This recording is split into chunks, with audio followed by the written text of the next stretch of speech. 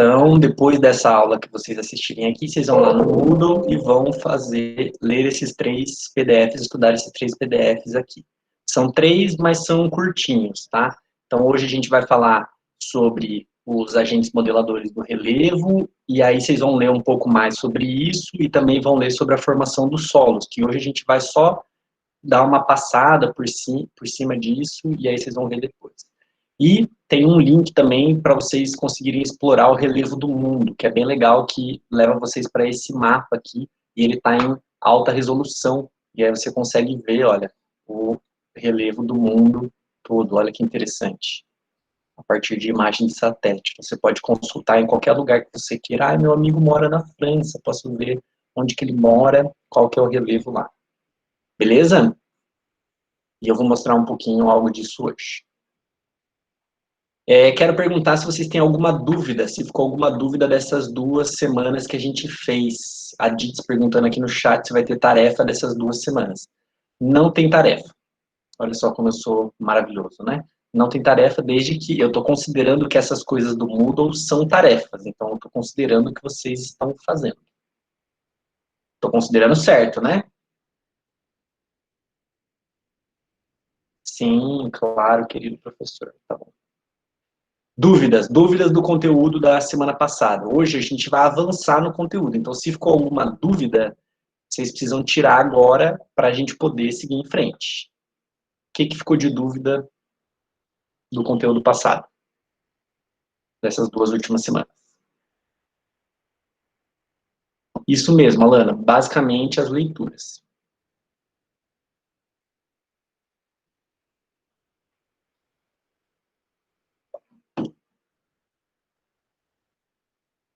Bom, enquanto vocês vão pensando aí, se tem dúvida ou não, eu queria que vocês pegassem aí ou o caderno, ou onde vocês fazem as anotações, porque eu vou fazer uma apresentação para vocês, mas essa apresentação, eu vou tentar fazer uma apresentação divertida, mas ela é com conteúdos. Então, assim, vai ter bastante coisa para vocês anotarem por aí. Então, peguem, ou não sei se vocês estão lá fazendo anotação digital ou anotação no caderno, então pega aí que a gente vai usar.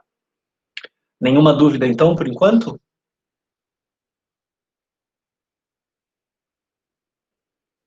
Nada de cerebral, Felipe. Hahaha. Empurra ela, Lana. Eu sei que é difícil, mas faz parte da vida do gato. Ele tem que aprender. Então, eu vou começar aqui. Bom, eu vou mostrar. O que eu vou falar hoje para vocês é uma viagem. A gente vai fazer uma viagem e eu fiz um diário de bordo de uma viagem que eu fiz. O ano passado, em julho do ano passado, eu, junto com a professora Camila, de Educação Física, a gente viajou para o Canadá. E a gente foi visitar a minha irmã, meus irmãos, na verdade, que moram lá. Minha irmã está aqui atrás dessa flor e esse aqui é o noivo dela. E eles moram lá no Canadá e a gente foi visitá-los. E aí eu vou falar dessa viagem para vocês, não é para mostrar para vocês, que esse professor é muito chique, sabe? Ele viaja internacionalmente, não sei o quê, né? Não tem nada a ver com isso. Porque nessa viagem, como você já pode ver nessa foto, eu encontrei muita coisa que tem muito a ver com o que a gente está aprendendo agora. Então, por isso eu achei uma maneira divertida e diferente da gente aprender sobre esse conteúdo que a gente está vendo, que é sobre o relevo, né? Então, por isso que eu vou mostrar para vocês. Então, eu vou misturar um pouquinho das coisas da viagem com o nosso conteúdo. Podemos começar? Vocês estão preparados? Fala aí no áudio, porque eu não estou vendo nada. Estamos, capitão. Bom, primeiro eu vou localizar para vocês, né? O Canadá fica no norte da América, né, no continente americano. Ele é banhado pelo Oceano Atlântico, Oceano Pacífico, né? É uma área muito ao norte, então aqui basicamente já é o Polo Norte, então é uma região muito ao norte, o que significa que é bastante frio, né? Tanto que boa parte das cidades, das grandes cidades do Canadá, se localizam aqui no sul do país, porque são nas regiões um pouco mais quentes, né? E Vancouver, que é a cidade que minha irmã mora, que eu fui visitar, fica aqui, ó, no sudoeste do país, e é uma cidade que é banhada pelo Oceano Pacífico, diferente da gente que aqui no Brasil é banhado pelo Oceano Atlântico, que é desse lado aqui. Então, Vancouver fica aqui nesse cantinho, no continente, não é uma ilha, e ela tem aqui, essa daqui é a ilha de Vancouver, mas a cidade de Vancouver fica aqui. E ela é banhada pelo Oceano Pacífico. É um país que foi colonizado, também é uma região da América que também foi colonizada, e foi colonizada por ingleses dessa região aqui e por franceses aqui. Essa península, essa província aqui, que é do Quebec, que se chama, é uma província que falam francês, tanto que essa região aqui, a língua principal é o francês, já aqui é o inglês, mas no país, então as línguas oficiais do país é inglês e francês. Bom, a cidade de Vancouver, ela é uma cidade pequena, na verdade, ela ocupa só esse pedaço aqui, ó, essa parte aqui. Mas existe o que a gente chama de que eles chamam de Grande Vancouver, que é a região metropolitana dessa cidade, né? Então, existe Vancouver, mas tem várias outras cidades aqui que são interligadas com a cidade de Vancouver, que tem essa região metropolitana. Minha irmã mesmo, ela mora aqui em Burnaby, morava, né? Quando eu fui visitar, ela morava aqui em Burnaby, nessa cidade, que é uma cidade da região metropolitana. A minha irmã é uma imigrante, né? E ela foi lá para trabalhar em serviços que são pouco remunerados, né? Então ela trabalha cozinhando em um restaurante e o noivo dela trabalha numa empresa de carregamentos, assim. Então eles não ganham muito dinheiro, portanto eles não conseguem pagar o custo de vida que é a cidade de Vancouver, que é muito cara. Por isso eles moram na região metropolitana. Isso é bastante comum.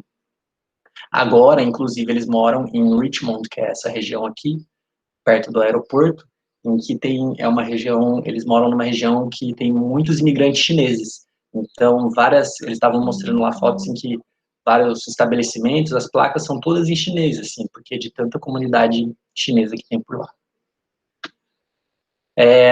Eu tirei essa foto aqui lá do alto do Stanley Park, que é um dos parques que tem lá na Grande Vancouver, e eu tirei para mostrar para vocês que esse daqui, ó, vocês estão vendo esses risquinhos aqui no mar, são navios cargueiros, são grandes navios carregadores de container, né, porque Vancouver também é um importante porto ali no Canadá, e recebe e envia muitos produtos ali por esse porto.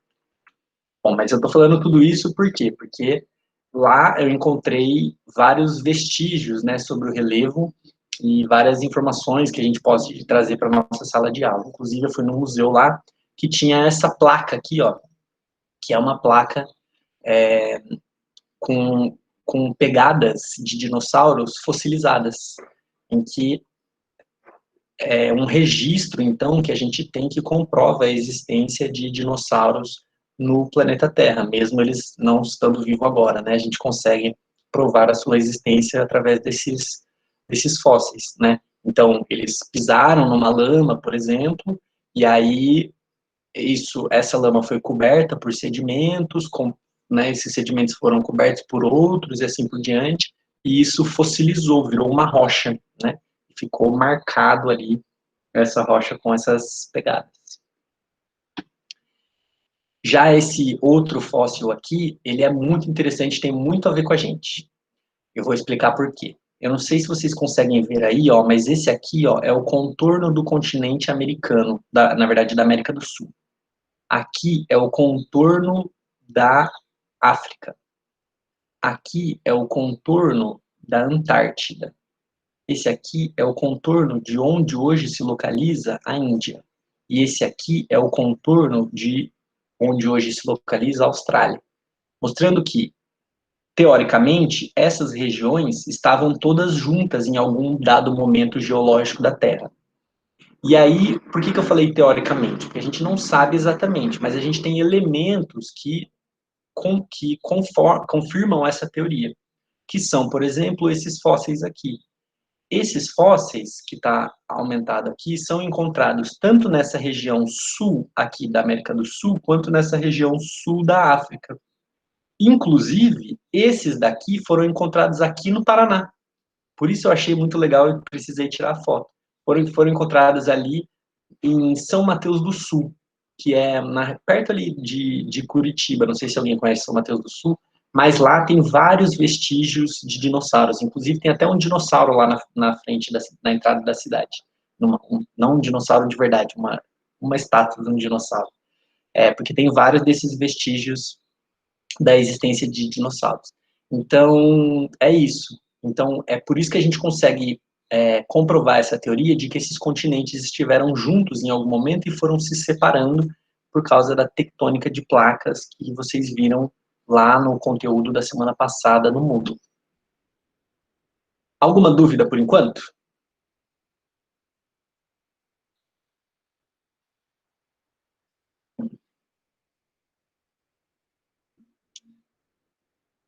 Vou seguir em frente, então. Dá uma olhadinha aí nesse mapa, e aí, olha só que interessante. O que está em azul escuro são os continentes, e o que está em azul claro são os oceanos. E essas linhas brancas aqui, alguém sabe me dizer o que que é? Vocês têm que me dizer pelo microfone.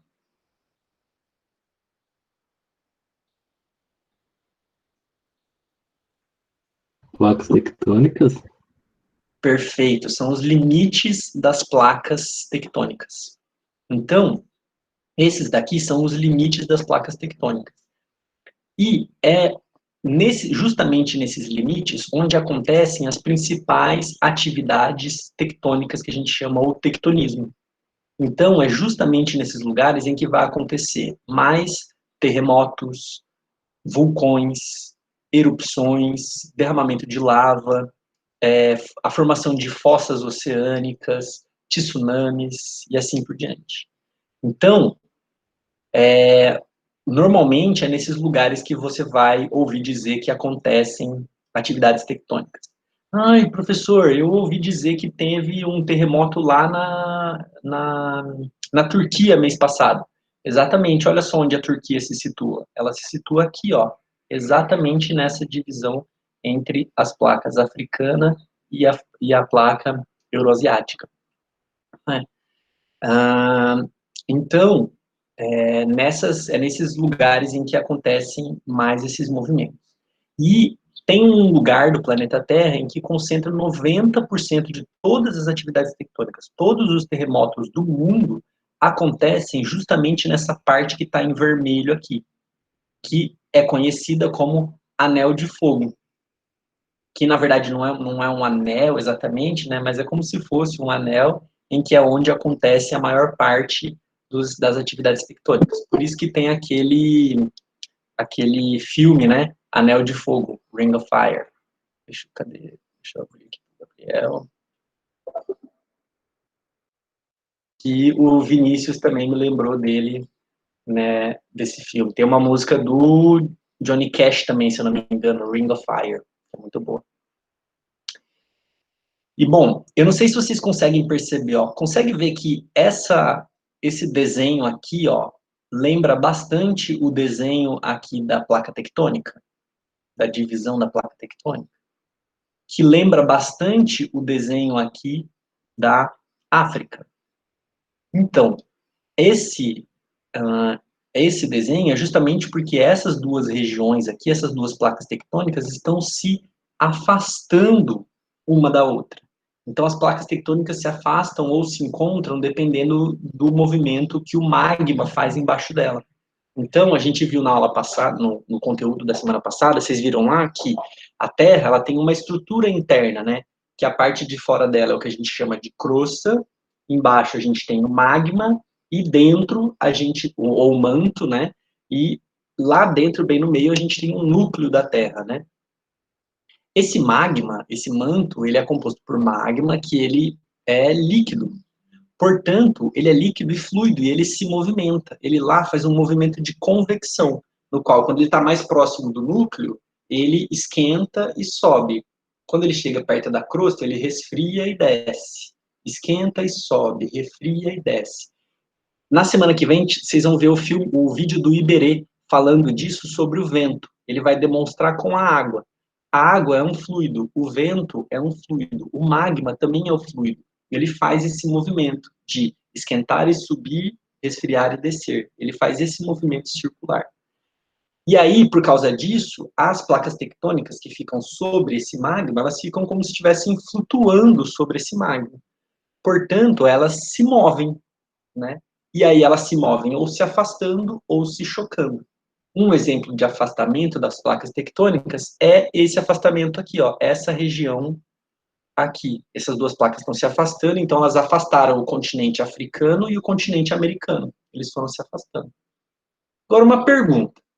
Professor, se a placa tectônica está se afastando e o que tem embaixo do magma dela, o que acontece? Alguém sabe me dizer?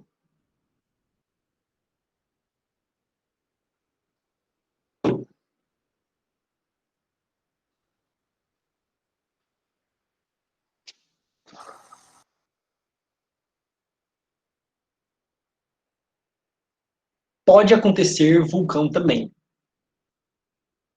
Também. Mas o que a gente vê é isso aqui, ó. É a formação de uma cadeia de montanha submarina. Olha só. Tudo isso aqui é a divisão da placa tectônica. O magma vai subindo, né? Ele está embaixo da placa. A placa se abre, então ele vai subindo e vai se solidificando, formando é, formando essas cadeias de montanhas, que às vezes elas são tão altas, que elas chegam a formar ilhas, como, por exemplo, a ilha de Fernando de Noronha, por exemplo, ou a ilha dos Açores, ou a ilha da Madeira. Tudo isso daqui, ó, são ilhas que são formadas por essas cadeias de montanhas. Então, essas cadeias de montanhas se chamam dorsais mesooceânicas. Eu mandei aí no chat para vocês. São as dorsais mesooceânicas. Bom, esse é o caso das placas tectônicas que estão se separando. Nesse outro lado aqui, as placas estão se encontrando. E em todos esses daqui, na verdade, é isso que está acontecendo. As placas estão se encontrando. E aí, o que acontece? Uma das placas vai para baixo. E a outra placa que está em cima vai se dobrando. Dobrando, dobrando, dobrando. É mais ou menos como isso daqui, ó. Imagina que essa é a placa que tem o oceano e essa daqui é a placa que tem o continente. Uma vai empurrando a outra, e aí olha o que vai acontecendo com essa daqui, ó. Ela vai se dobrando, tá vendo? Dobrando mesmo. O continente vai se dobrando. Dobrando e formando cadeias de montanhas. Quer ver? Eu vou provar para vocês. Olha só. Opa, aqui. Olha aqui, ó. Uma cadeia de montanha que foi formada por um dobramento. Olha aqui. Toda a cadeia dos Andes foram dobramento. Olha, aqui também tem encontro de placas tectônicas, ó. Tudo dobrado. Dá até para imaginar que está enrugado. Não dá para ver que está enrugado, dobrado? Um outro exemplo são os Alpes suíços. Aqui, ó. Outro exemplo é a cadeia do Atlas, aqui no norte da África. E também o Himalaia, aqui, ó.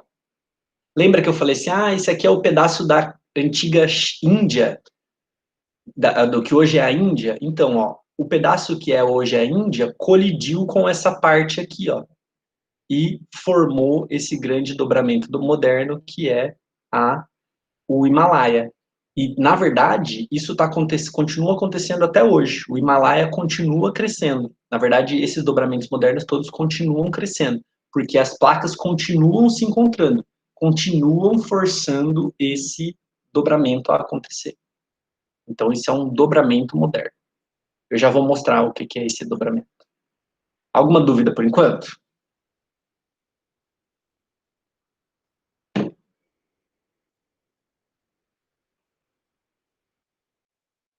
Vocês estão dizendo Estão dizendo que estavam com saudades, que não sei o quê, mas estão muito quietos, pro meu gosto.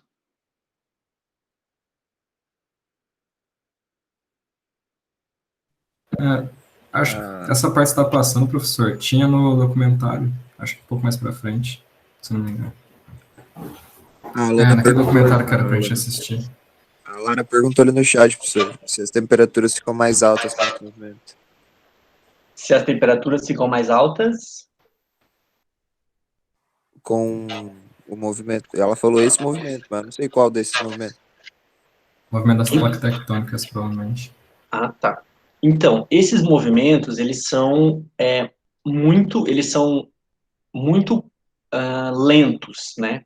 Então, eles são bem lentos e vão acontecendo bem paulatinamente. Eles acontecem ao longo de milhares e milhões de anos, né? Então não existe um aumento da temperatura, mas assim, por exemplo, quando as rochas se dobram, elas vão se dobrando, essa pressão ali aumenta muito a temperatura, tanto que as rochas se transformam e geram rochas, inclusive metamórficas, que são rochas que a gente chama, porque elas se transformam de tanto calor e pressão que elas sofrem. Então, acho que é nesse sentido que você perguntou, né? Então, acontece sim, aumenta tanto a temperatura lá por causa da pressão, que isso até transforma as rochas. Por exemplo, o mármore é uma rocha metamórfica, que ela é transformada a partir da calcita, e aí ele vira um mármore calcítico, né? Ou da dolomita, ele vira um mármore dolomítico, que é uma rocha que é transformada porque ela sofreu tanta pressão, tanta temperatura que os minerais se rearranjaram de uma maneira diferente, formando uma outra rocha. Mais dúvidas? Se tiver no chat, lê aí para mim que eu não tô... O Nicolas perguntou do que é feita, do que é formada a placa tectônica. A placa tectônica, ela é rocha. Ela é, na verdade, quando lá no filme que vocês viram na semana passada, documentário, ele fala assim, olha, a Terra era uma grande bola de fogo, né? Era um monte de matéria super numa temperatura tão alta, né, que era uma bola de fogo. Só que aos poucos, com a formação da atmosfera, ela foi se resfriando. Aos pouquinhos foi se resfriando, resfriando. E esse resfriamento gerou a crosta, que gerou essa crosta que é uma crosta de rocha, né? É aquele material que se solidificou e virou a rocha. Só que o que acontece? Dentro dela ainda havia líquido se movendo. E aí esse líquido se movendo foi o que foi rachando e transformando essa crosta rachada. Então as placas tectônicas são a crosta terrestre de rocha rachada. Você tem que imaginar isso como se fosse um ovo cozido quebrado.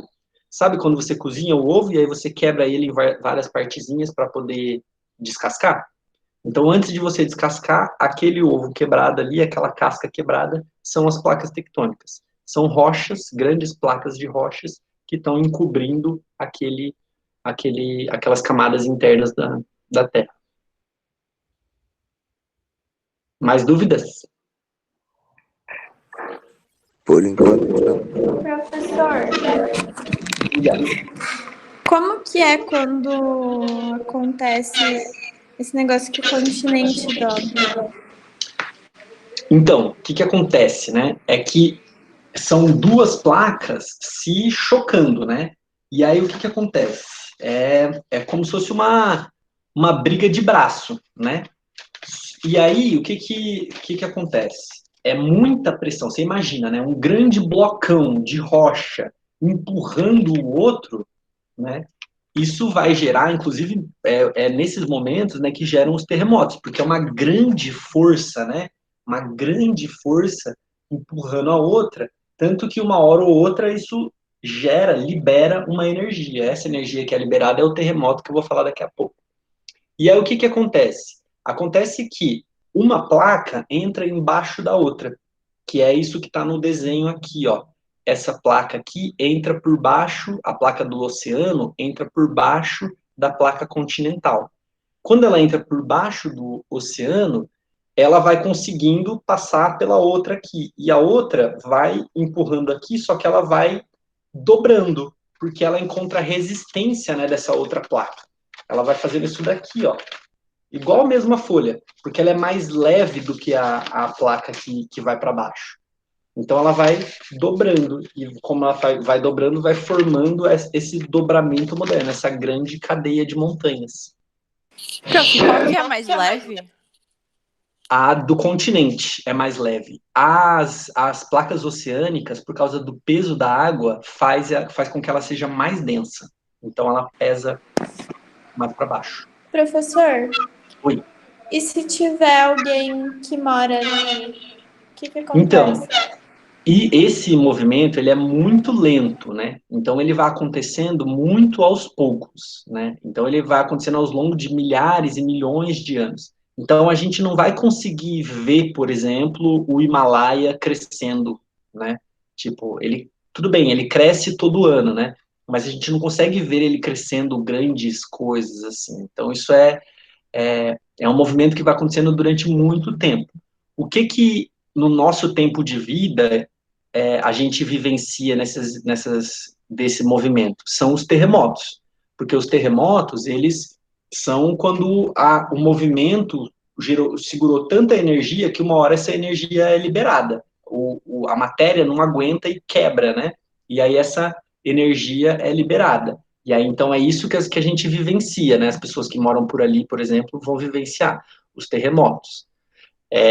E aí, isso pode ter grandes consequências, né? Que nós vamos falar disso daqui a pouquinho. Mais perguntas?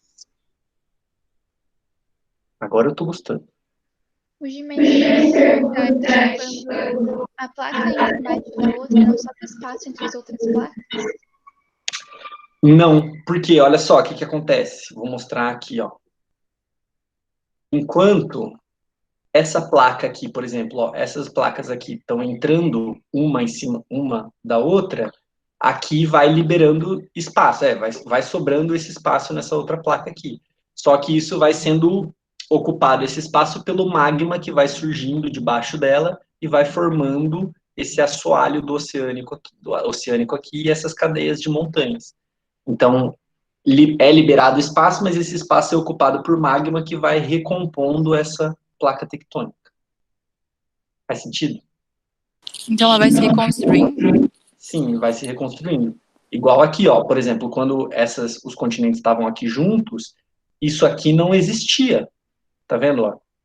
Conforme foi sendo aberto, né, isso foi sendo construído. Então, por exemplo, ó, essa parte aqui, ó, essa parte aqui é mais nova do que essa daqui, que é mais nova do que essa daqui, que é mais nova do que essa daqui. Por quê? Porque aos poucos que elas foram se formando, né?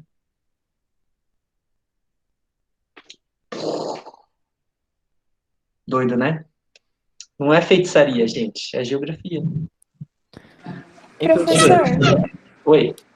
do que as placas tectônicas do oceano são feitas? Também de rocha. Todas as placas tectônicas são rochas consolidadas. Ela é a crosta terrestre. Então imagina, ó.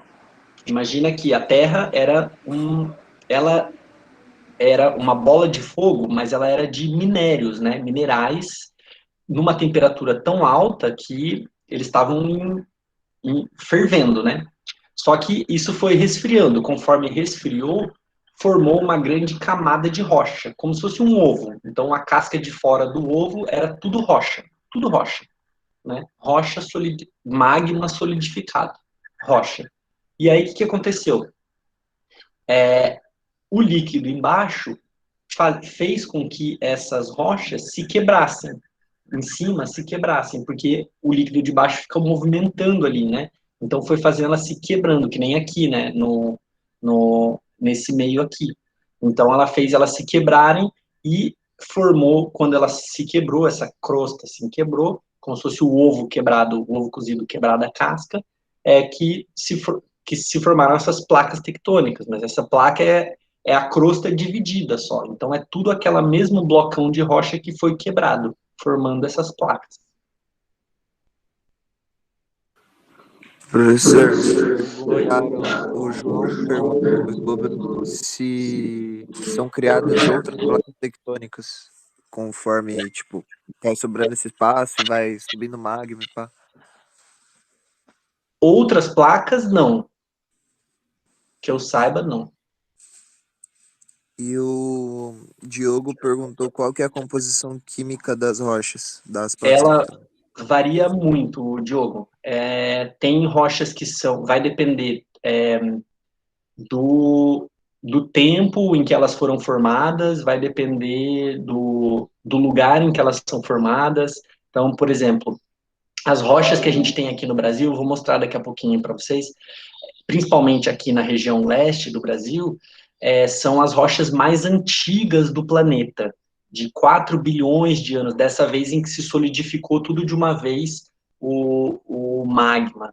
E elas são de rochas bastante pesadas, então é por isso que você vai encontrar, por exemplo, um monte de minério de ferro, alumínio, né, que são as primeiras rochas que se formaram aqui, né. Nessas daqui são rochas que são diferentes, porque elas transformam as rochas que já existiam, então são rochas magmáticas.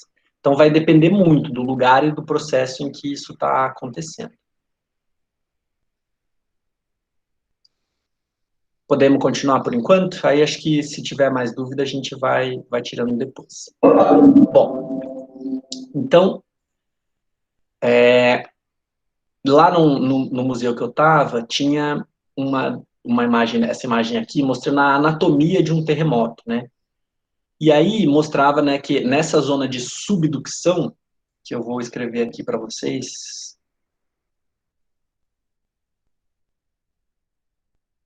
que é esse movimento em que uma placa vai embaixo da outra, né? Nesse movimento de subducção é que normalmente acontecem os principais terremotos, né? E aí o terremoto, ele acontece lá embaixo da Terra, né? Normalmente no encontro dessas placas aqui, onde elas estão se encostando. Esse ponto em que começa o terremoto lá embaixo é chamado de hipocentro. Hipo, como hipotermia, que quer dizer baixa temperatura, ou hipoglicemia, baixo açúcar no sangue, ou hipopótamo. Não, brincadeira. Não é esse não. É só hipoglicemia e hipotermia. Hipo é baixo, então é o centro lá embaixo da Terra, onde se iniciou esse terremoto. O terremoto, ele viaja na forma de ondas, é uma energia muito grande que viaja na forma de ondas. Então, essa onda vai viajando pela Terra, né, até chegar na superfície. Quando ela chega na superfície, o ponto em que ela atinge a superfície é chamado de epicentro. Epicentro é igual à sua epiderme, a sua camada de fora, né? Epiderme. Então, esse ponto de fora, onde começa o terremoto ali, é o epicentro. Normalmente, quando você vê falar de um terremoto, ele vai falar assim, o epicentro do terremoto foi a 50 quilômetros de Lima, a capital do Peru, por exemplo, né? Então, o ponto onde se iniciou o terremoto é a 50 quilômetros de lá, né? Porque nesse lugar é onde o terremoto atinge a superfície com maior força, e conforme você vai se afastando desse ponto, ele vai com menos força. Por quê? Porque o terremoto é como uma onda. É igual você, por exemplo, bater a mão assim na água de uma piscina. Isso vai gerar uma onda, ela vai mexer, mas ela vai parar em algum momento, porque essa energia se dissipa. O terremoto é a mesma coisa. Ele gera esse estrondo, esse terremoto, mas ele vai se dissipando. Então, quanto mais longe do epicentro, menor vai ser o impacto desse terremoto, certo? A gente calcula a magnitude dos terremotos por uma escala que eu tenho certeza que vocês já ouviram falar, que é a escala Richter. Assim, o terremoto teve uma magnitude 5 na escala Richter, por exemplo, né? A magnitude, ela mede a quantidade de energia liberada pelo terremoto. E a gente mede essa quantidade de energia por um aparelhinho que se chama sismógrafo, que está representado aqui embaixo, ó, que é mais ou menos, sabe aquele monitor cardíaco que a gente vê em filme ou novela que fica monitorando o nosso coração e ele vai monitorando o nosso batimento? E aí, quando ele forma uma linha reta, é porque o coração parou de bater, ou seja, ele parou de se movimentar, não é? O sismógrafo é a mesma coisa. Ele está sempre mexendo porque, na verdade, as vibrações estão sempre acontecendo.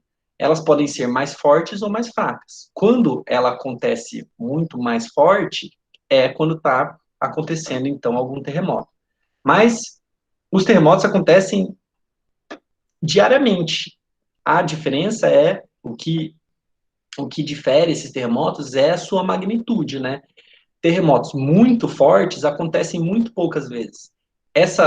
Esse desenho que está aqui, ele está representando o número de vezes que acontecem os terremotos, né? Então, ó, os terremotos com a menor magnitude, só com 2, por exemplo, pontos na escala Richter, acontecem 1 milhão deles por ano, né? Mais terremotos muito grandes, né, com magnitudes de 8, 9, quase a 10 pontos na escala Richter, graus na escala Richter, né, são muito menos frequentes, né, acontecem 1, 2 ou 3, porém, são os que têm muito mais impacto, né. Então, aqui ele colocou alguns terremotos famosos, né, por exemplo, do Chile de 1960, que quase chegou a 10 pontos na escala Richter, né, o de São Francisco em 1906 também, que foi muito famoso, e do Japão de 2011 também, que ele chegou a quase 9 pontos na escala Richter, que foi o que gerou o desastre na usina nuclear de Fukushima. Não sei se vocês lembram, vocês ainda eram bem novinhos, mas foi um terremoto muito importante que teve também, que gerou um tsunami, que nós vamos falar agora daqui a pouco. E aí, então, os terremotos com baixa magnitude provocam apenas movimentações pequenas, às vezes imperceptíveis, né? E conforme vai aumentando nessa escala aqui, os terremotos vão ficando mais perigosos, né? Ou vai mexendo mais coisas com alguns danos, podem ser com danos à moradia, por exemplo, destruição de prédios e assim por diante.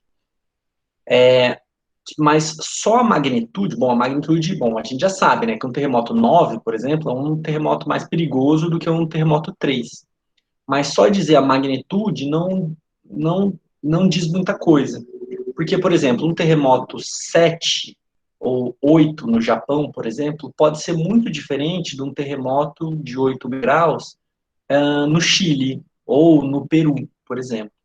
Por quê? Porque existem países que estão mais preparados e têm melhores condições da população de sobreviver, né, e de se adaptar a esses terremotos.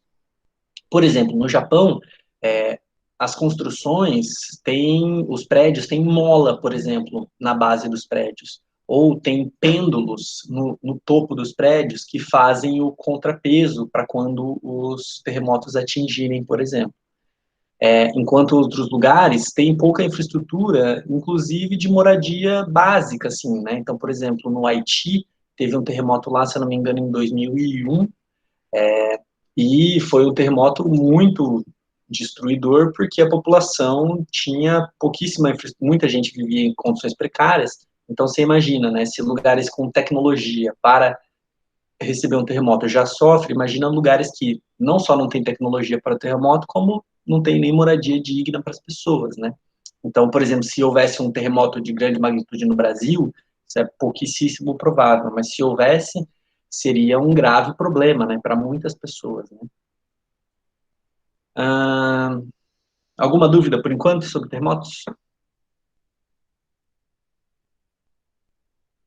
Professor, por que é pouco provável ter terremoto em alguns lugares e mais provável em outros? Ótima pergunta. Eu vou te explicar por quê. Porque os terremotos acontecem principalmente nas áreas de encontros de placas tectônicas, que são essas regiões aqui, ó. Como eu falei, por exemplo, nessa região em vermelho é onde acontece 90% dos terremotos. O Brasil, por exemplo, olha só, ele está no centro, no meio de uma placa tectônica. Então, os terremotos que acontecem, que a gente sente no Brasil, podem ser normalmente de duas maneiras. Uma delas é resquício de um terremoto que acontece aqui, por exemplo. Então, Quando tem terremoto no Chile ou no Peru, é possível senti-los em alguns lugares do Brasil, dependendo do lugar. E outra forma também é por acomodamento de camada geológica, que isso também é possível de acontecer. Embaixo aqui do nosso pé, tem um monte de camadas de terra, de diversos tipos de rocha, que foram sendo acomodadas ao longo dos milhares de anos, né? E pode ser que essas camadas estejam passando por um rearranjamento ali de alguma maneira. Então, isso pode acontecer sim e gerar certos abalos, mas esses normalmente não são tão grandes quanto nesses de encontros de placas tectônicas. Além disso, tem uma outra forma, inclusive lá na minha cidade, Bebedouro, no interior de São Paulo, é comum acontecer terremotos. Não é por causa disso que eu sou meio biruta, assim, e eu caí num terremoto e bati a cabeça quando eu era pequeno. Bom, eu não sei por que eu sou meio coisa assim, mas eu sei por que o terremoto acontece lá. Que é uma região onde tem muita retirada de água de poço artesiano. E aí, imagina, né? Tem um monte de água embaixo do solo, né? Aí você retira a água, o solo vai ceder, né? Então, isso também pode gerar outros tremores. Então, não é certo dizer que no Brasil não tem sismo. É errado, porque isso acontece sim. Mas eles não são de grandes proporções. Né? Que mais?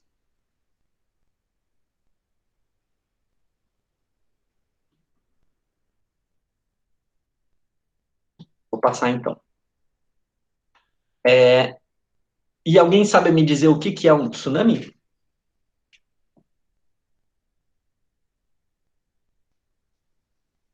É um terremoto que acontece debaixo d'água, não é?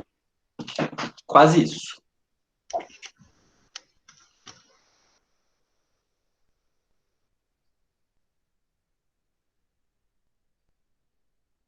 Alguém mais quer arriscar? Tipo, quando acontece o terremoto, é onda, né? Então, pode fazer com que a água suba em cima de algum continente, devido a algum tremor que aconteceu embaixo d'água. Mais ou menos isso. É o seguinte, juntando essas duas respostas de vocês. Não necessariamente o terremoto precisa acontecer embaixo da água para gerar um tsunami. Mas o que acontece? O tsunami, como eu falei para vocês, o terremoto, o terremoto, ele é uma onda, né? Uma onda mesmo. Só que como ele viaja pela Terra, ele não consegue dobrar a Terra. Então a Terra vai tremendo, né? Ela vai tremendo porque ela não consegue se movimentar muito, né? Uma rocha não consegue se mexer muito, né? Então ela treme. É assim que a energia se dissipa pela Terra. Mas quando esse terremoto ele atinge a água,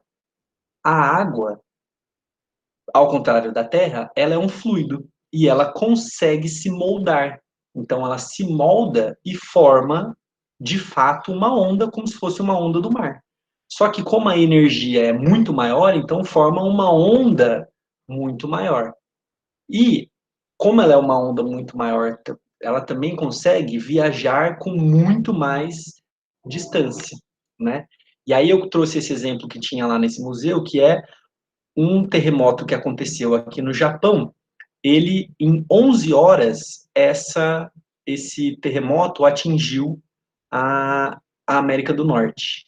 Em 11 horas, ele atravessou o Oceano Pacífico e atingiu a América do Norte. E ele chegou aqui na América do Sul, para vocês terem uma ideia de quão grande era essa onda, né? Então, o terremoto não necessariamente precisa acontecer embaixo d'água, embora pode ser que ele aconteça, né? Mas pode ser um terremoto que aconteça aqui, e aí, a hora que ele chegar no oceano, essa onda vai adquirir o formato da onda do mar, grande, né? Porque é uma grande energia e pode chegar até o continente causando estragos enormes, né? Alguém aqui já assistiu aquele filme O Impossível?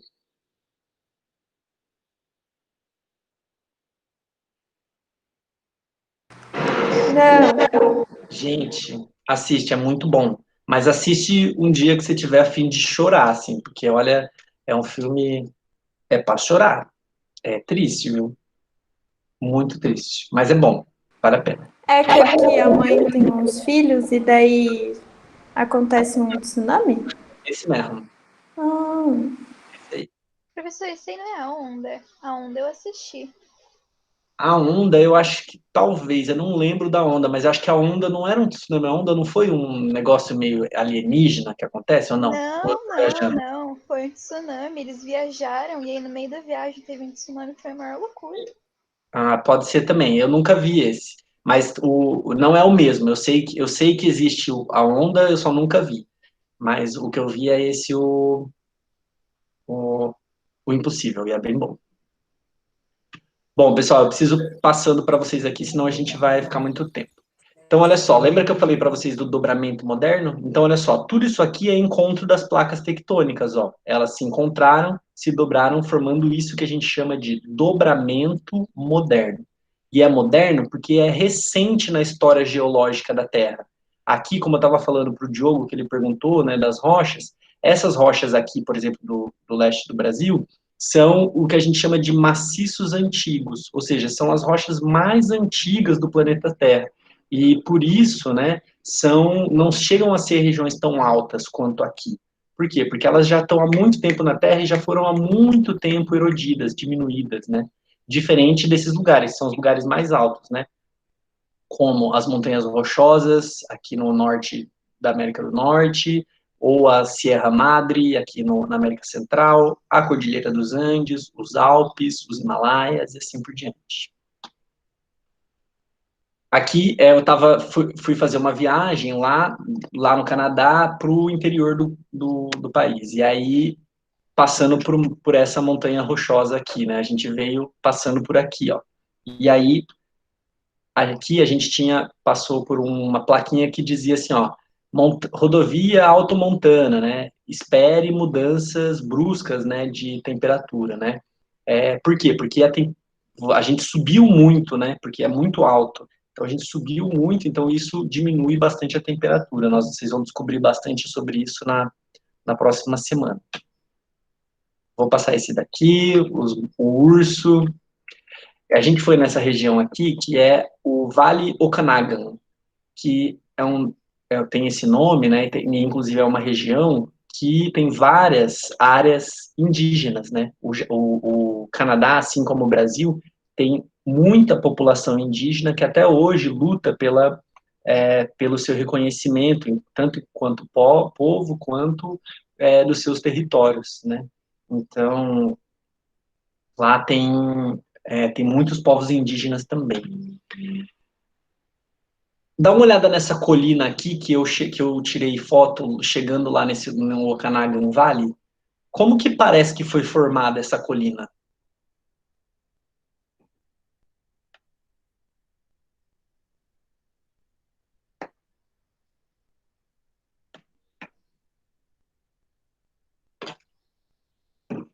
Vamos, gente.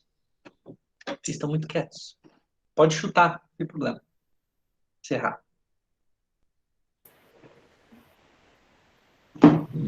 Parece Foi que é nada. encontro das placas tectônicas? Esse daqui não. A região que a gente estava foi encontro de placas tectônicas. Mas essa daqui especificamente não. Opa. Parece alguma coisa que, tipo, encamada, que foi secando, sabe? Você vai colocando uma camada em cima da outra, vai secando. Aí forma esses gominhos. Perfeito.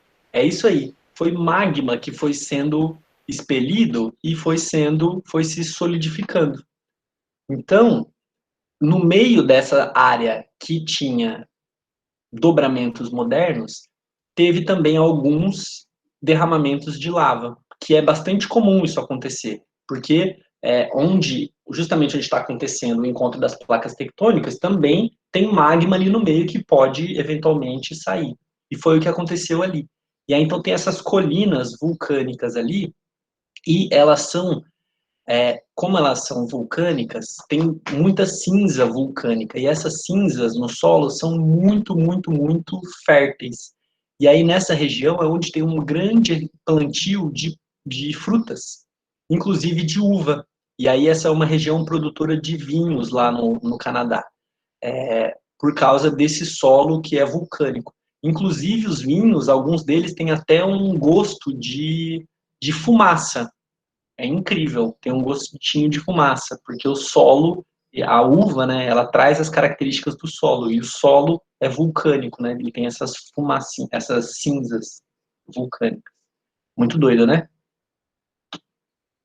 Bom, até aqui nós falamos de agentes que transformam o relevo, mas a partir de uma perspectiva da dinâmica interna da Terra, né?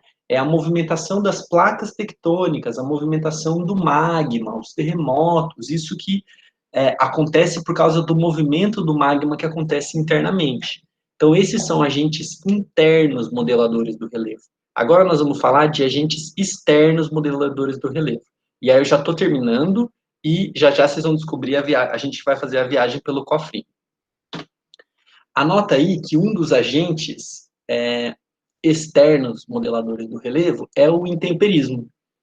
O intemperismo é um processo de desagregação das rochas. É como se as rochas se desfizessem, como se as rochas se desfizessem, gerando sedimentos. Sabe a sua borracha? Por exemplo, a sua borracha. Quando você apaga com ela não deixa uns pedacinhos dela, são pedacinhos dela mesmo, só que menores, não é? Então, isso é como se fosse um intemperismo, né? Então, são sedimentos. Opa, desculpa. Esses pedacinhos que ficam para fora da borracha são sedimentos, né? Então, quando uma rocha se quebra e gera esses pequenos pedaços, esse é o processo de intemperismo. E ele acontece e tem esse nome, né, intemperismo, por causa de tempo. E tempo, não tempo do relógio, mas tempo das intempéries, do tempo atmosférico mesmo, né? Então, da ação do vento, ação da chuva, da neve, do calor, do frio e assim por diante, tá? Então, por isso que é intemperismo, porque por causa da ação do tempo, né? E isso vai atuar na rocha gerando sedimentos. Sedimento, ó, a partir de hoje a gente nunca mais vai falar pedaço de pedra ou pedra, a gente vai falar sedimento, né? Ao invés de pedra a gente vai falar rocha. E o pedacinho dessa rocha é um sedimento. A areia, por exemplo, é sedimento, é um monte de sedimento bem pequenininho que a gente usa que está na praia, por exemplo, né? Então isso é um sedimento. Esse intemperismo pode ser intemperismo físico, ou a gente chama ele de mecânico também, pode ser o intemperismo químico ou intemperismo biológico. Eu vou mostrar para vocês. O intemperismo físico, ele acontece através de algum tipo de movimento, ou um intemperismo mecânico. Por isso que o nome dele é mecânico. Vocês já ouviram o ditado que fala que água mole, pedra dura, tanto bate até que fura? Isso é por quê? Porque a rocha está lá, linda, maravilhosa, né? Na praia, e aí o mar vai lá e bate nessa rocha e volta. E aí ele bate nessa rocha e volta, bate nessa rocha e volta. Com o passar dos milhares de anos, o que acontece? Ele consegue abrir um buraco no meio dessa rocha. Então, água mole, pedra dura, tanto bate até que fura. E aí, isso é um exemplo do intemperismo físico. Esse movimento mecânico da água, né, a força da água, foi quebrando aos pouquinhos, né, tirando sedimentos aos pouquinhos e gerando um buraco na rocha. Então, esse é um tipo de intemperismo físico. Mas hoje eu queria falar para vocês também um outro tipo de intemperismo físico. Dá uma olhada nessa foto e veja que tem uns riscos aqui, ó. Estão vendo? Esses riscos parece até que foi cortado com faca, né? Que estão meio paralelos, assim, meio retinhos, né? Isso acontece, pessoal, por causa do intemperismo. E é um intemperismo que é feito por causa da ação da temperatura. Quando qualquer matéria, até nosso corpo, mas as rochas, tudo, esquenta, essa matéria expande. E quando ela esfria, ela contrai. As rochas também são assim. Quando esquenta a rocha durante o dia, ela expande. E à noite ela resfria. Esquenta, expande. Esfria, contrai. Expande, contrai. Expande, contrai. Expande, contrai. Isso isso é um tipo de movimento. E esse movimento, uma hora a rocha não aguenta mais e quebra. E quando ela quebra, normalmente é no formato do mineral que ela é composto. Então, provavelmente esse mineral é algum mineral quadradinho, assim, que forma esses cubos ou retângulos aqui, paralelepípedos. Então, esse é um tipo de intemperismo físico. Aqui é um outro exemplo, a professora Camila lá. Botei ela para ficar de escala na minha foto. Consegue ver, ó, por exemplo, que aqui, ó, parece que a rocha quebrou muito mais vezes do que ali, ó. É como se fosse uma continuação desse processo aqui, ó. Olha os quadradinhos, ela quebrada em vários quadradinhos, ó. Tá vendo? Então, aqui, depois que a rocha quebrou nesse processo físico, a água vai normalmente penetrando nessas rachaduras, vai penetrando nessa rachadura e vai derretendo a rocha. A água é o que a gente chama de solvente universal. Ela dissolve tudo. Você coloca água para dissolver o tangue, você coloca água para dissolver gelatina e ela também dissolve. Você coloca água para dissolver remédio, eno, né? Ela dissolve tudo, inclusive a rocha. E aí, olha só, ela dissolve e transforma a rocha, que era isso aqui, por exemplo, transforma a rocha nisso daqui. Uma outra coisa, um sedimento diferente dela, né? Então, ela fez uma reação química. Por isso que é intemperismo químico. Ela transformou quimicamente aquela rocha em sedimentos pequenininhos. Então, tudo isso aqui, ó, tudo que você está vendo de marronzinho aqui no meio, são esses sedimentos formados por intemperismo químico.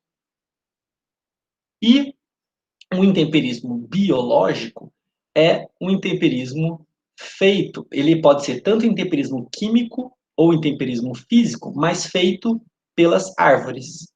Essa árvore aqui, ó, por exemplo, ela transformou a rocha em pequenos pedaços de sedimentos. Isso daqui são sedimentos feitos por essa árvore. Como? A árvore penetra nesses buracos das rachaduras das rochas. A árvore, conforme vai crescendo, vai quebrando ainda mais essa rachadura e vai quebrando ainda mais a rocha. Tanto que, olha só, tá vendo que as raízes aqui são meio quadradas, ó? Igual às rachaduras da rochinha ali. Ai, professor, não acredito nisso, não pode ser verdade. Uai, você nunca viu uma rocha, uma árvore que está quebrando o asfalto ou a calçada da casa, de algum lugar? É isso, a força da árvore. É um tipo de intemperismo físico, só que foi feito por um ser vivo. Então, é um intemperismo biológico. Um outro exemplo seria, por exemplo, um intemperismo feito por ouriços do mar. Ouriços do mar são animaizinhos que ficam lá no fundo do mar. E aí, para eles se segurarem nas rochas, eles precisam cavucar. Então, ele vai cavucando a rocha, vai raspando ela para poder se segurar com a maré, para a maré não levar ele. Aí ele se segura na rocha e fica lá. Aí, quando ele morre, ele vai embora, né? Some aquele ouriço, e aí fica o buraco que ele deixou lá. Ou seja, a rocha foi transformada, né, perdeu pedaços, perdeu sedimentos por um animal, um ser vivo. Portanto, é um intemperismo biológico. Dúvidas por enquanto?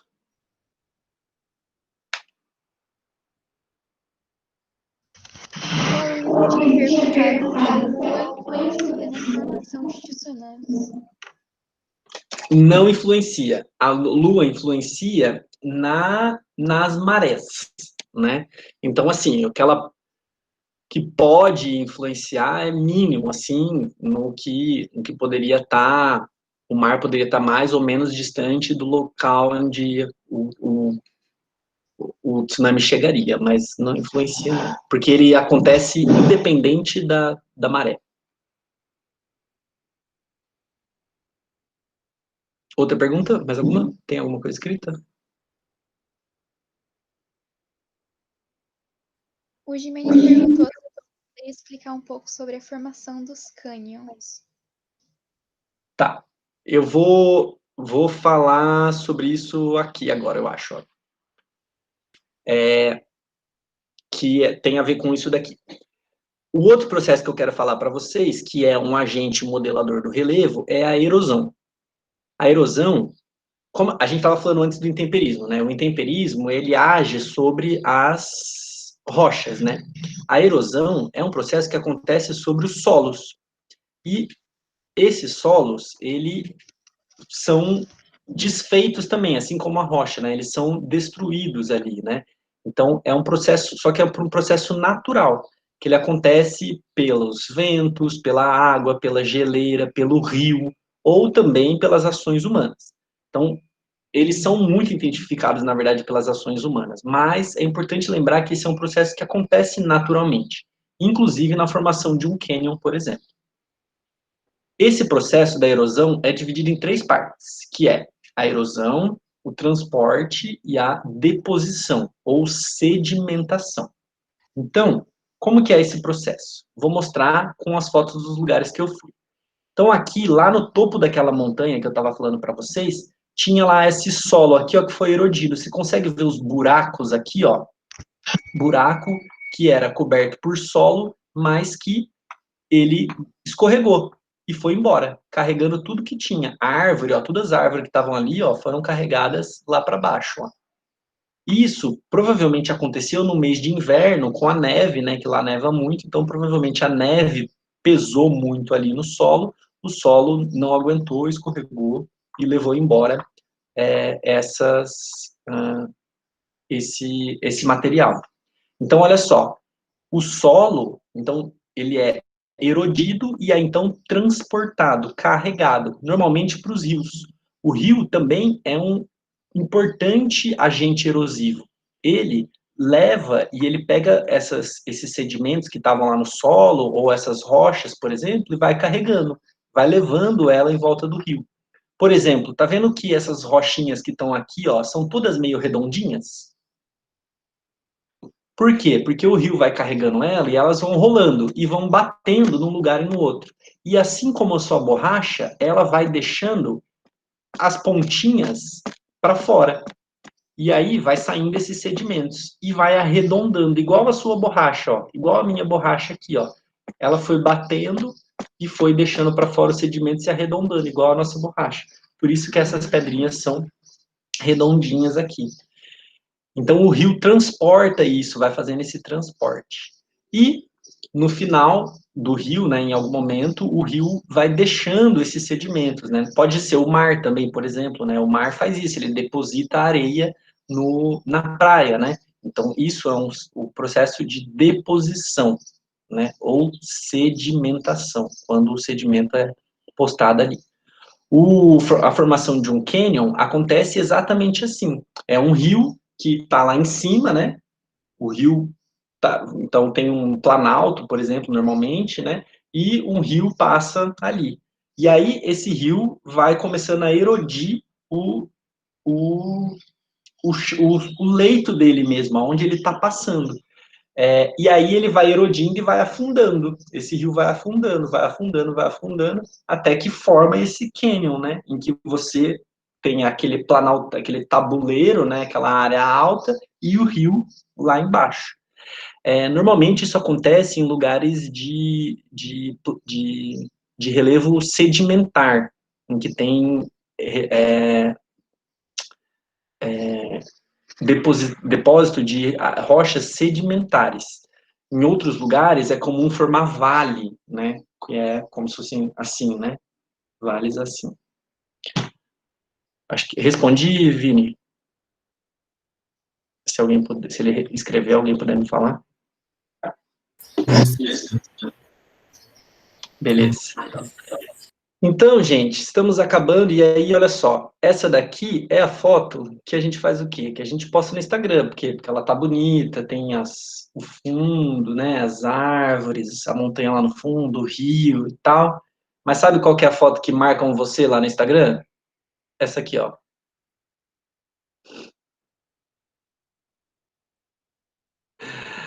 É essa foto, gente, que te marca no Instagram. Meu Deus, professor.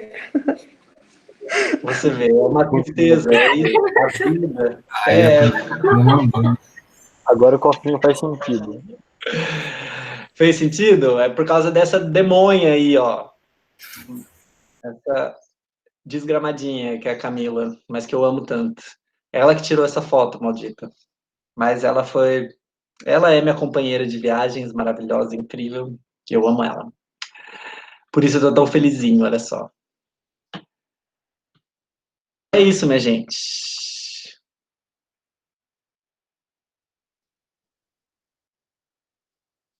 Gostaram do cofrinho? O Eric, para variar, perdido. Não acredito que vocês printaram. Aí é sacanagem, hein? Ó, tô de olho, hein? Mas se for fazer figurinha, me manda. Ah, é verdade, Eric. Poxa. Seguinte, minha gente. É isso por hoje. Tem ali no Moodle o restante os 3 capítulos para vocês estudarem, então não deixem de estudar. E quem não entregou ainda as tarefas das atividades das coordenadas geográficas e fusos horários e também das escalas, eu reabri lá para poder me entregar. Olha só como eu sou um chuchuzinho, um amorzinho, né, Eric? Então, não deixa de entregar. Não deixem de entregar. Não deixe de entregar. Combinado? Estou esperando todo mundo. Não falta, né? Você viu, né, Nicolas? Aqui eu tô tendo que trabalhar, entendeu? É que assim, ó, nessa quarentena eu tô precisando, porque assim, tá difícil. Tô tendo que trabalhar o amor próprio. Beleza, minha gente? Então é isso. Muito obrigado por dividirem essa tarde comigo. Na semana que vem a gente não tem encontro síncrono, então, para a gente dar uma desafogada, mas na outra semana tem. Aí a gente vai se falando ali pelo grupo, tá bom? Não deixem de fazer as atividades, estou contando com isso que vocês estão fazendo. E qualquer coisa, me dê um toque, me chama, me dá um grito, pede ajuda, que eu estou aqui. Tá bom? Prof, Oi. depois das férias ainda vai ter aula de geografia? A princípio, sim, eu espero que sim, mas ainda não temos o calendário. Ah, tá bom. Tá bom? Então tá, prof. Beijo, tchau. Beijo, gente. Tchau, tchau. Bom fim de Prof, eu tenho uma semana. pergunta. Aproveitem. Diga, Lara. Argila é um sedimento? Argila é um solo, é um tipo de solo. Só que ela é formada por sedimentos muito, muito fininhos. Então, ela é tipo, a areia é um tipo de sedimento, né? A argila é menor ainda. Por isso que ela é fininha, assim, quando você mexe com ela, né? Ela é mais fininha ainda. Então, é um tipo de solo formado por sedimentos, bem fininho. Tá, obrigada, prof. Nada. Tchau, pessoal. Beijo para vocês. Vocês também se cuidem. Bom fim de semana. Tchau, tchau. Tchau.